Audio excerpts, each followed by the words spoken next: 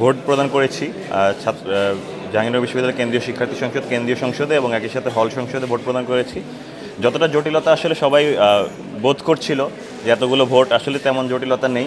আমিও শিক্ষার্থীদের আহ্বান করছি, আপনারা সবাই ভোট প্রদান করতে আসুন এবং জীবনে যে স্বৈরাচার আমলের যে স্বৈরাচার যেভাবে আমাদের ভোটের অধিকার হরণ করে রেখেছিলেন, সেই ওই স্বৈরাচারকে পতনের পর আমরা যেই অধিকারটি পেয়েছি সেই অধিকার আপনারা বাস্তবায়নের জন্য এগিয়ে আসুন।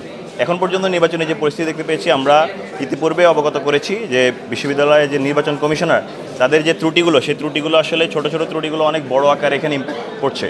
প্রথমত, গতকাল যেভাবে বহিরাগতরা এবং প্রাক্তন শিক্ষার্থীরা একটি ছাত্রদলের, যুবদলের এবং বিএনপিপন্থী শিক্ষকরা যেভাবে নির্বাচন কমিশনারে ঢুকে আসলে ষড়যন্ত্রমূলক পরিস্থিতি তৈরি করেছে বলে আমরা উদ্বেগ প্রকাশ করেছি। একই সাথে এরপরে আমরা কিছু দাবি জানিয়েছিলাম যেন পোলিং এজেন্টের ব্যাপারটা ক্লিয়ার করা হয়, ডোপ টেস্টের ব্যাপারে ক্লিয়ার করা হয় এবং একই সাথে যে ব্যালট পেপার রয়েছে, ব্যালট পেপারের ক্ষেত্রে ওনারা কি করেছেন, একটি হলে যদি 400-522 জন ভোটার থেকে থাকেন সেখানে 600টি ব্যালট দিয়েছেন। একই সাথে কোথাও যদি আবার 390 জন থেকে থাকেন সেখানে 400টি ব্যালট দিয়েছেন।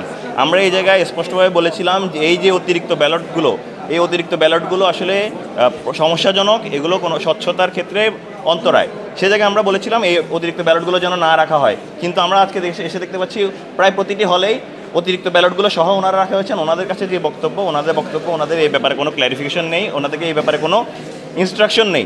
আমরা খুবই দুঃখের সঙ্গে জানাচ্ছি যে নির্বাচন কমিশনার নির্বাচনের স্বচ্ছতা নিশ্চিতের ক্ষেত্রে যত প্রকার ভূমিকা রাখার কথা, সেই ভূমিকা রাখার ক্ষেত্রে এখনও আসলে তারা পর্যাপ্ত ভূমিকা রাখতে পারছে না। আমরা আশা রাখছি পোলিং এজেন্টের ব্যাপারে যে সংশয়টা রয়েছে সেই সংশয়টা তারা দ্রুত দূর করবেন এবং অতিরিক্ত যে ব্যালট নাম্বার, এই অতিরিক্ত ব্যালট নাম্বার ভোট কেন্দ্রে রাখার দ্বারা নির্বাচন কারচুপির সংখ্যাকে উস্কে দেওয়ার কোনোভাবে সমীচীন মনে করছে না। আমরা আশা রাখছি নির্বাচন কমিশন দ্রুত এর ব্যবস্থা নেবে।